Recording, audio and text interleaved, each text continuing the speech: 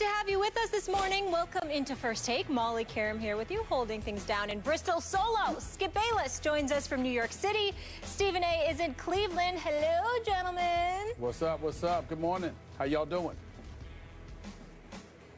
I think it is a great day. I had a great day watching pro football yesterday, especially that 4:30 game. You two might be somewhat aware of it. Well, I know you didn't say anything about the 1 o'clock game, but I certainly did. Touche. Of course you did. Let's talk about that one and get right into it. Patriots-Giants never disappoints. Well, disappointed me. The Pats, Steven Gostkowski made his 30th straight field goal so clutch, especially last night, making a 54-yarder with 1 second remaining, keeping the Patriots unbeaten with a 27-26 victory over the New York Football Giants. Stephen A., did New England win or did New York lose? To be quite honest with you, I thought the New York Giants lost the game. I'm not trying to take anything away from the Patriots because they're undefeated. They're clearly the best team in football right now, although there are those who would give that edge to Cincinnati. I don't know why. They need to win a playoff game and show me something beyond the regular season for me to give them those kind of props. So I would give it to New England right now. As far as I'm concerned, there's no question in my mind. But when you look at the myriad of mistakes that the New York Giants made yesterday afternoon, I don't think there's any question that it comes down to the Giants having gave this football game away. Certainly when you look at Landon Collins and dropping that interception of Brady, that definitely was a problem. You look at the drop, you look at the Odell Beckham Jr. touchdown and how he came down with the second foot, but you got to hold on to that football. That didn't happen, okay? You look at the situation where, yeah, that was a beautiful throw from Brady to Amendola on a 4th and 10, but damn it was 4th and 10.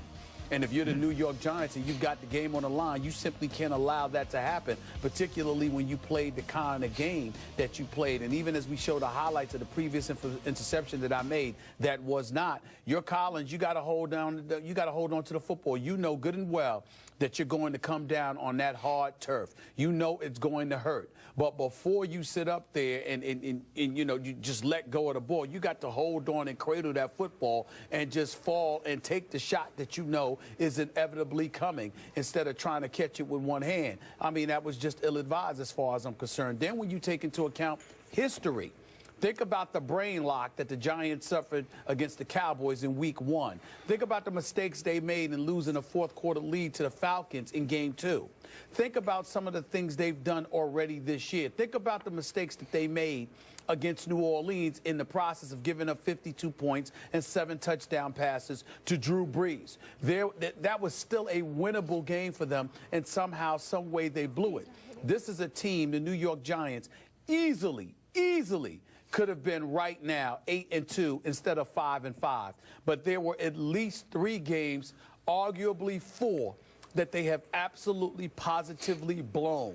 If this was one game, then you'd give even more credit to the New England Patriots. But the fact that this has happened to the Giants in some way, shape, form, or fashion over and over and over again this season shows a pattern. And the pattern is when the game wanes and stuff gets tight, their palms get sweaty. They don't seem to be who they're supposed to be. And when you're going up against New England, you can't afford for that to happen. The Giants blew this game yesterday, but obviously you give credit and props to New England because Brady is Brady. You know what? You just made a whole lot of decent points that amount to nothing, to just a big old hill of beans, because the final score was Patriots by 1 point. I told you it would be Patriots by 1 point. You did. And glory be, all I care about is Tom Brady beat Eli Manning by 1 point. I don't care if it was by a half a point or a third of a point or a quarter of a point. The Patriots won. Brady finally beat the Eli curse late in the game. I don't care how it happened, why it happened, all the spilled milk that you talk about. It's all water and milk under the bridge for me because I walked away with a 1 point win for my guy, Tom Brady. And I agree with you, Stephen A. My guy, Tom Brady, was a little lucky. Maybe he was a lot lucky in the 4th quarter. In fact, he put himself in position to create 4 turnovers for the New York Football Giants, who I remind you, as I told both of you on Friday, the Giants led the league in takeaways coming into that game. The Giants had the league-leading turnover differential coming into that game. So the balls were in their hands. Landon Collins, you're right. He should have hung on. Game would have been over.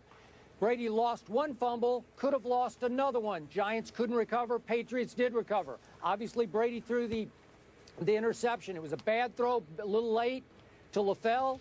It almost looked like a Malcolm Butler-style interception at the goal line. Looked like it might cost the Patriots, but it did not, because Tom Brady got the ball back with 1 minute and 47 seconds to go.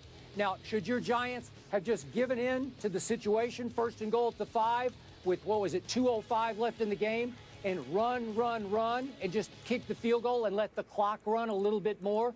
They could have.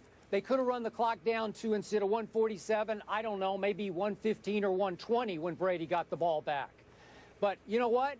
I admired Tom Coughlin for saying, let's go for the kill. Let's make Tom Brady have to go the length of the field for a touchdown instead of just a field goal. And listen, Eli made the throw, as you point out, to Beckham. It's in his hands. It's a sweet throw. And Malcolm Butler, who I thought played the game of his life, knocked the ball out of Odell Beckham Jr.'s hands. It was a great play by the cornerback, and not a bad play by the quarterback or the receiver to me. It was just a great play by the cornerback. And then Eli missed Odell. He came open on the 2nd goal play, wide open for a touchdown, and he missed it. He just didn't see him, threw it quickly outside to Dwayne Harris, and just made a bad choice. Then he made a good choice to stay in bounds when he rolled out on 3rd down to run a little bit more clock. But again, they went for the kill, and they didn't kill Tom Brady because he's hard to kill late in the game. And I got to tell you, Brady was all-time clutch, and so was Danny Amendola. He had a partner in clutch time, did Tom Brady. Amendola caught the 4th and 10 play that you're talking about. I know the Giants should have covered it better, but he hung on for 12 yards. Then he hung on for 11 yards more. And on the key play of the game, the little sweet spin that he made out of a couple of tackles to get about 5 or 6 more yards to set up the 54-yard field goal to win it. Clutch, clutch, clutch. It just felt to me like this year, this time, this is Tom Brady's year. This is the year of Brady as he tries to deflate every opponent to get even with the NFL for Deflategate. If you put the ball in his hands this year, this time against Eli, that was the outcome. I loved it because I thought justice prevailed in the end. Thank you very much. Well, I will tell you this. I love how you say it's much ado about nothing, that all that matters is the outcome, because I can point to a myriad of discussions that we've had, covering and spanning a multitude of subjects where all that mattered was not the final score to you. So I'm glad you brought that up, because I certainly will remember it with future topics to come. I can promise you that. You won't get away with that. But in this particular instance, we both picked the Patriots to win, but you were right on the money. You picked them to win 29-28, so you almost had the score right down to the number. So I give you major props for that. But it's also, well, I'm not you. I'm not shy about giving you props when it's deserved. It's just that it's really deserved. But let's get back to the issue at hand. When we talk about the start of the 4th quarter, Giants recover a Brady fumble. You're on New England's 31-yard line. You don't score a single point. That's pretty damn pathetic. And when you look at it from that perspective, you just find yourself looking at the New York Giants, and it's flabbergasting as to why they will come up with these mistakes, particularly at the most inopportune of times. But I would like to remind you of this. It's not the first time Brady has beaten Eli Manning in the regular season. A matter of fact, it's a pretty recurring role for him. Where he has a problem beating Eli Manning, is in the Super Bowl. That's where he has a problem. So just keep that in mind, as we move forward. Not that I'm projecting that the Giants will go to the Super Bowl, because I certainly can't see that happening. But in the event that they luck up again, because they did have a 9-7 record when they went to the Super Bowl one of those years, and they beat Brady, just keep in mind those little tidbit of facts. It might have actually been better, Skip, for you if Brady had lost yesterday, just in case they meet them in the Super Bowl. The fact that they won yesterday, the likelihood is that if they were to meet again, it wouldn't happen twice. Just want to point that out. Nope. I want to point out the last time that these two met in the regular season was in Foxborough. Remember that? About 5 seasons ago. Won that, I believe it was Giants won that game, though. I think the Giants won that game, Yeah, Giants won that game on a late Eli touchdown pass. It was only 1 yard to Jake Ballard, but still, Eli trumped Brady in that game. So it was 3 in a row late, Eli trumping Brady, out-Bradying Brady. That's why this was so huge psychologically to Brady. And by the way, if we want to speak of luck, how lucky were your Giants that Julian Edelman, Brady's obvious favorite receiver, his most trusted receiver, the best rapport, he's gone after 1 quarter. Are you kidding me? That's a huge break for the New York Giants. And how about Dion Lewis, who is the new Shane Vereen? I think he's even better than Shane Vereen. Obviously, this is the first game they had to play without poor little Dion, who's gone for the season. And by the way, Shane Vereen is still alive and very well and kicking for the New York Giants and played a role yesterday. So, again, that was advantage Giants. Jamie Collins, the best playmaker on New England's defense, could not go yesterday. So that was advantage Giants. And I'm going to say it one more time.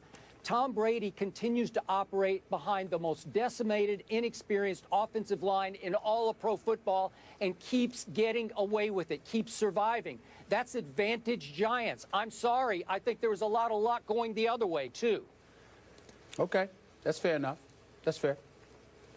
Thank you. All right. It might be Brady's year, but it certainly wasn't the Manning's day. We'll get into Peyton's woes in just a minute. And more bad news for the Giants as Victor Cruz is officially done for the season, having surgery on his left calf. Obviously, they also lost their center in that game as well.